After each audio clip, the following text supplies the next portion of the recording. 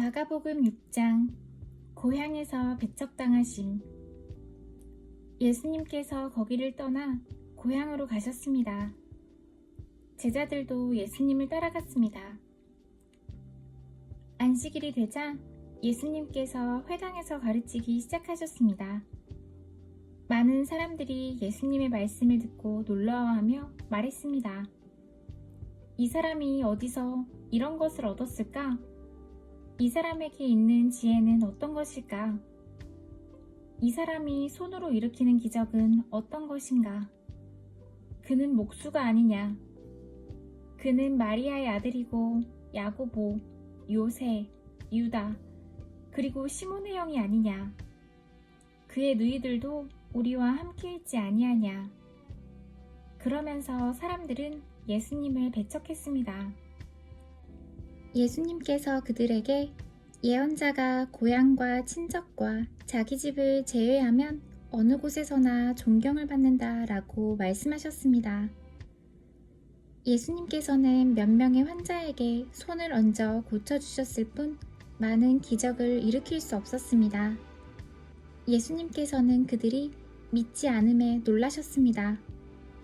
그 후 예수님께서 마을을 두루 다니시며 가르치셨습니다. 12제자를 보내심.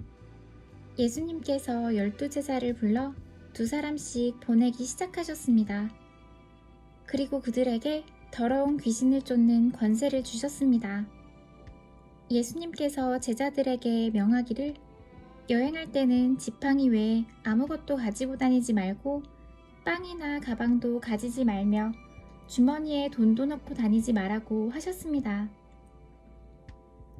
또한 신만 신고 옷도 2벌씩 갖지 말라고 하셨습니다. 예수님께서 이어서 말씀하셨습니다. 어느 집에 들어가든지 마을을 떠날 때까지 거기 머무르도록 해라. 너희를 받아들이지 않거나 말씀에 귀를 기울이지 않으면 그곳에서 나올 때 신발에 묻은 먼지를 털어버려서 그들에게 증거로 삼아라. 제자들은 가서 사람들에게 회개하라고 전하였습니다. 또 많은 귀신들을 쫓아내고 많은 환자들에게 기름을 부어 병을 고쳐주었습니다. 세례자 요한의 죽음. 예수님의 이름이 널리 알려져서 헤롯 왕도 예수님의 소문을 들었습니다. 사람들은 세례자 요한이 죽은 사람들 가운데서 살아난 거야. 그러니까 이런 기적이 그분에게서 나오는 거야. 하고 말했습니다. 어떤 사람들은 이렇게도 말했습니다. 그분 엘리야다. 또 다른 사람들은 그분은 옛날에 있었던 예언자와 똑같은 예언자야 라고 말했습니다. 헤롯이 이런 소리를 듣고 말했습니다. 내가 목을 잘라 죽인 요한이 다시 살아났구나. 예전에 헤롯은 요한을 잡아오게 하여 감옥에 가두어둔 적이 있었습니다. 이는 헤로디아와 관련된 일로 헤롯이 자기 동생 빌립의 아내인 헤로디아를 아내로 삼아버렸기 때문이었습니다. 요한은 헤롯에게 자기 동생의 아내를 자기 아내로 삼는 것은 옳지 않습니다 라고 말하곤 하였습니다. 그래서 헤로디아는 요한을 미워하였습니다. 헤로디아는 요한을 죽이고 싶었지만 그럴 수 없었습니다. 그것은 요한이 의롭고 거룩한 사람이라는 것을 아는 헤롯이 요한을 두려워했기 때문입니다. 그래서 요한을 살려두었습니다. 요한의 말이 듣기엔 괴로웠지만 그의 말을 즐겨 들었습니다. 그런데 요한을 죽일 수 있는 좋은 기회가 왔습니다. 자기 생일에 헤롯은 고관들과 천부장들, 갈릴리의 귀빈들을 초청해서 잔치를 베풀었습니다. 헤로디아의 딸이 춤을 춰서 헤롯과 잔치에 참여한 손님들을 즐겁게 해주었습니다. 그래서 헤롯 왕이 소녀에게 말했습니다. 너가 원하는 것을 말해라. 그러면 그것을 선물로 주겠다. 헤롯은 너가 무엇을 달라고 하든지 다 주겠다. 내 나라의 절반이라도 말이다. 하고 맹세했습니다. 소녀는 자기 어머니에게 가서 무엇을 달라고 할까요? 하고 물었습니다. 그러자 어머니가 대답했습니다. 세례자 요한의 머리를 달라고 해라. 소녀는 즉시 왕에게 돌아가서 바로 이 자리에서 세례자 요한의 머리를 쟁반에 담아주세요 하고 요청했습니다. 왕은 매우 괴로웠지만 자기가 한 맹세 때문에 그리고 잔치에 참여한 손님들 때문에 소녀의 요청을 거절할 수 없었습니다. 왕은 곧바로 시위대 군인을 보내 요한의 머리를 가져오라고 했습니다. 군인은 가서 감옥에 있던 요한의 머리를 잘랐습니다. 그리고 쟁반에 담은 그의 머리를 가져와 소녀에게 주었고 소녀는 그것을 자기 어머니에게 가져다 주었습니다. 요한의 제자들이 이 소식을 듣고 가서 요한의 시체를 가져다가 무덤에 묻었습니다. 5,000명을 먹이신 사도들이 예수님께로 돌아왔습니다. 그리고 자신들이 했던 일과 가르쳤던 것을 모두 예수님께 말씀드렸습니다. 예수님께서 말씀하셨습니다. 외딴 곳으로 따로 가서 잠시 쉬도록 하라. 이렇게 말씀하신 것은 오고 가는 사람들이 너무 많아 예수님과 사도들이 식사할 시간조차 없었기 때문입니다. 그래서 그들은 외딴 곳으로 배를 타고 갔습니다. 그러나 떠나는 모습을 보고 사람들이 그들인 줄 알아챘습니다. 그래서 사람들은 여러 성읍에서 길을 따라 함께 달려가서 그들보다 먼저 그곳에 이르렀습니다. 예수님께서 배에서 내리시면서 많은 사람들을 보셨습니다. 예수님께서는 그들을 불쌍히 여기셨는데 그것은 그들이 마치 목자 없는 양과 같았기 때문입니다. 예수님께서는 그들에게 많은 것을 가르쳐 주셨습니다. 이미 날이 저물었습니다. 제자들이 예수님께 와서 말했습니다. 이곳은 빈들이고 시간도 너무 늦었습니다.